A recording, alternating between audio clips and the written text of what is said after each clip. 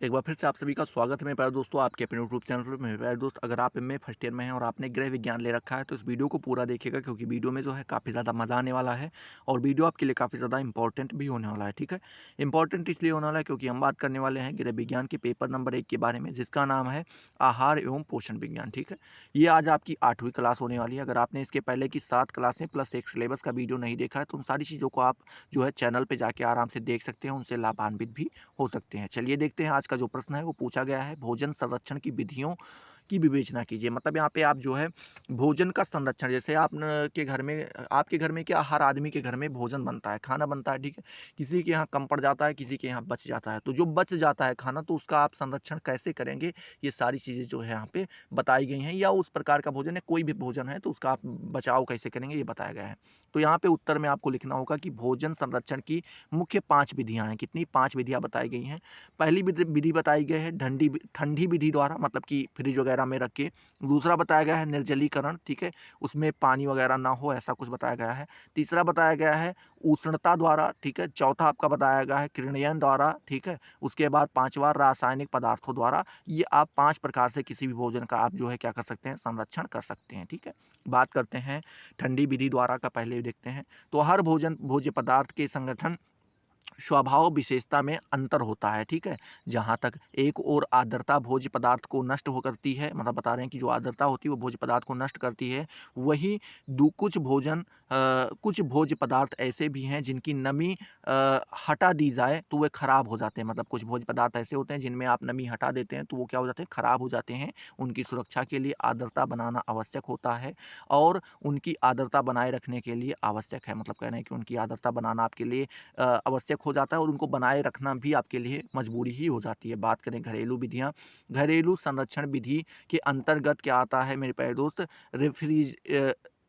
Refrigerator, मतलब जिसे आप फ्रिज कहते हैं। ठीक है, बात करें जिसके पास रेफ्रिजरेटर नहीं है वह आज भी पुराने घरेलू विधियों का प्रयोग करते हैं। ठीक है, जिसके द्वारा भोज्य पदार्थों को कुछ घंटों, अधिकतम 1 घंटे तक सुरक्षित रखा जा सकता है। इसके अंतर्गत भोज्य पदार्थों को गीले कपड़े में लपेटकर पानी के घड़े के पास या ठंडी जगह पर रखते हैं। मतलब कह रहे हैं कि क्या होता है कि जो भोजन होता है उसका जो क्या होता है कि पदार्थ जो होता है, मतलब जो भोजन होता है उसको क्या किया जाता है, पहले गीले कपड़े में लपेट लिया जाता है और किसी ठंडे जगह पे या कहीं पे जहाँ पे पानी का घड़ा रखा हो वहाँ उसके पास रख दिया जाता है।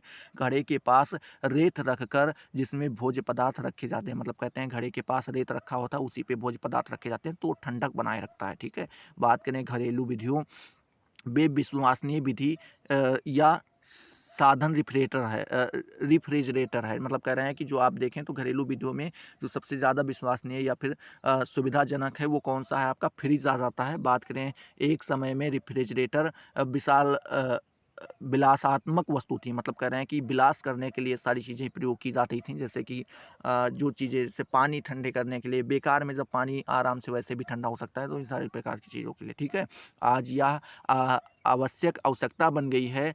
ठीक है, या क्या हो गई, एक आवश्यक आवश्यकता बन गई है। यह विद्युत से चलने वाला एक उपकरण है। क्या है मेरे प्यारे दोस्त, विद्युत मतलब लाइट से चलने वाला एक उपकरण है। ठीक है, आगे बात करें जिसमें कम तापक्रम की व्यवस्था होती है। मतलब इसमें क्या होता है कि आप किसी भी चीज़ का ताप जो है नीचे कर सकते हैं, कम कर सकते हैं। इसमें ऊपरी भाग फ्रिज में तापक्रम 0 डिग्री सेल्सियस होता है। मतलब कहते हैं इसका जो ऊपरी भाग होता है वहाँ पे 0 डिग्री सेल्सियस पाया जाता है जहाँ बर्फ़ जमती है। ठीक है, इस कम तापक्रम में हानिकारक जीवाणु क्रियाशील नहीं हो पाते हैं, क्योंकि उन्हें क्रियाशील होने के लिए उष्णता चाहिए। ठीक है, मतलब कह रहे हैं कि जो ये तापक्रम होता है इसमें जो हानिकारक जीवाणु होते हैं वो उत्पन्न नहीं हो पाते हैं।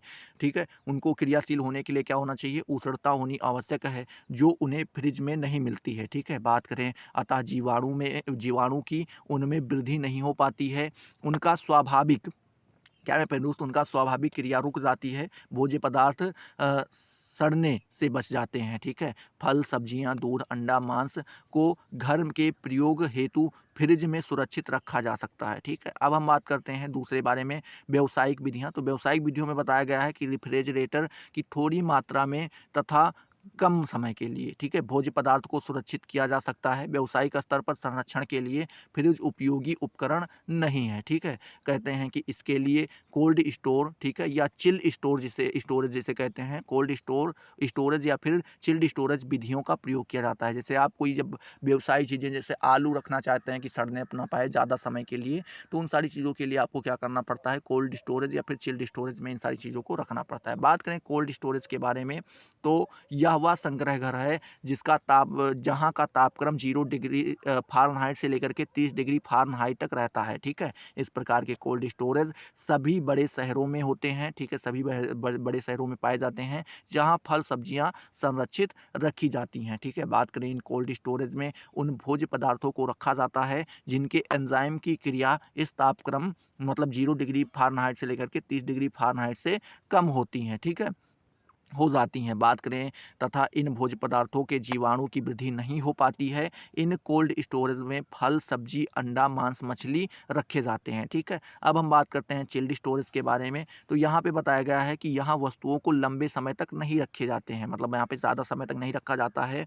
यहाँ का तापक्रम कोल्ड स्टोरेज से अधिक अर्थात 30 डिग्री फ़ारेनहाइट से ऊपर होता है, ठीक है।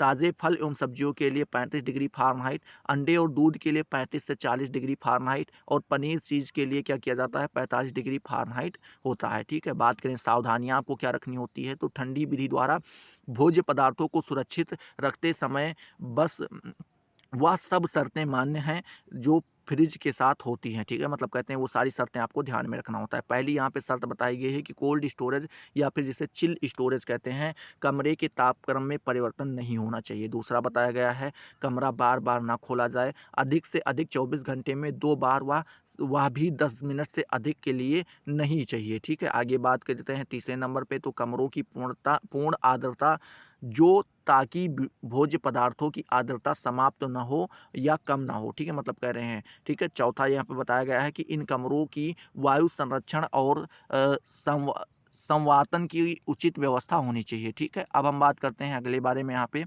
दूसरी जो विधि बताई गई है, निर्जलीकरण द्वारा भोजन का हम संरक्षण कर सकते हैं। निर्जलीकरण के बारे में अगर हम चर्चा करें, तो यहाँ पे लिखा गया है कि भोज्य पदार्थों में आर्द्रता के कारण सड़न क्रिया होती है, मतलब कहना है जब आर्द्रता पाई जाती है तो कोई भी भोज्य पदार्थ सड़ने लगता है, ठीक है। यदि आर्द्रता को पूर्णतया दूर किया जाए तो भोज्य पदार्थों को खराब होने से बचाया जा सकता है। यह विधि नई नहीं है, पुराने समय से इसका प्रयोग भोज्य पदार्थों की नमी सुखाने के लिए किया जाता रहा है, ठीक है। बात करें इसे निर्जलीकरण कहा जाता है। निर्जलीकरण प्राकृतिक या कृत्रिम दोनों रूप से किया जा सकता है।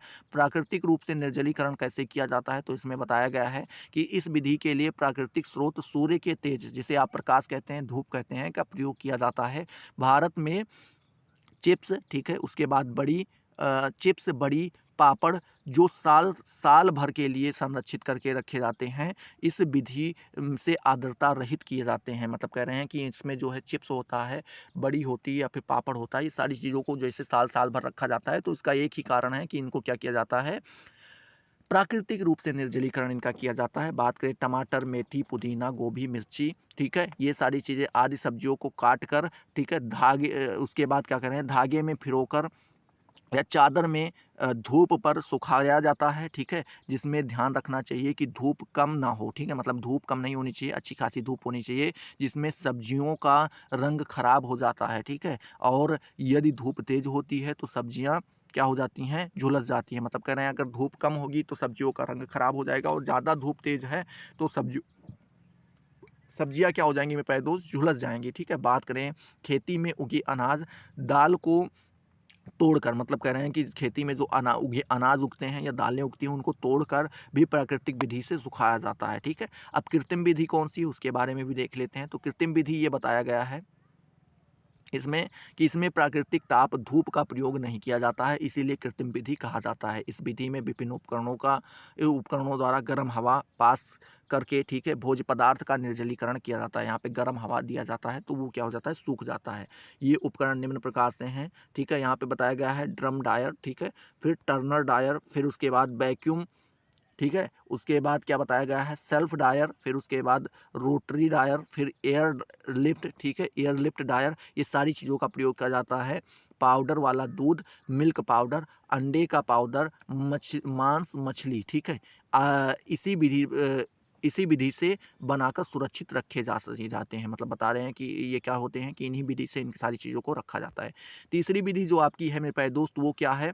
तो तीसरी विधि आपकी बताई गई है यहाँ पे ऊष्णता द्वारा। किसके द्वारा मेरे प्यारे दोस्त? तो ऊष्णता के द्वारा। इसमें बताया गया है कि वातावरण के सामान्य तापक्रम में भोजन को नष्ट करने वाले जीवाणुओं तथा एंजाइम अपनी वृद्धि तेजी से करते हैं। मतलब कह रहे हैं कि ये जो इनको भोजन को नष्ट करते हैं, ये सारे जीवाणु क्या करते हैं, अपनी वृद्धि बड़ी स्पीड में बढ़ाते हैं। किंतु यदि ताप अधिक हो तो कुछ हानिकारक जीवाणुओं की वृद्धि नहीं हो पाती। मतलब कह रहे हैं अगर ताप ज़्यादा होता है तो कुछ जीवाणु ऐसे होते हैं जिनकी वृद्धि नहीं हो पाती है, ठीक है, क्योंकि उनके लिए यह ताप वातावरण के प्रतिकूल होता है। मतलब बता रहे हैं कि उनके अनुकूल नहीं होता, वो प्रतिकूल होता है, ठीक है। आगे लिखा है, उष्णता द्वारा भोज्य पदार्थ में जो जीवाणु प्रवेश कर चुके हैं उन्हें नष्ट कर दिया जाता है तथा उन अन्य जीवाणुओं के प्रवेश को रोका जाता है, ठीक है। कुछ पदार्थ ऐसे होते हैं जिन्हें यदि कच्चे रूप में रखा जाए तो नष्ट हो जाते हैं, पका कर रखने पर संरक्षित रहते हैं। मतलब वैसे के वैसे बने रहते हैं। उष्णता द्वारा संरक्षण की विधियाँ,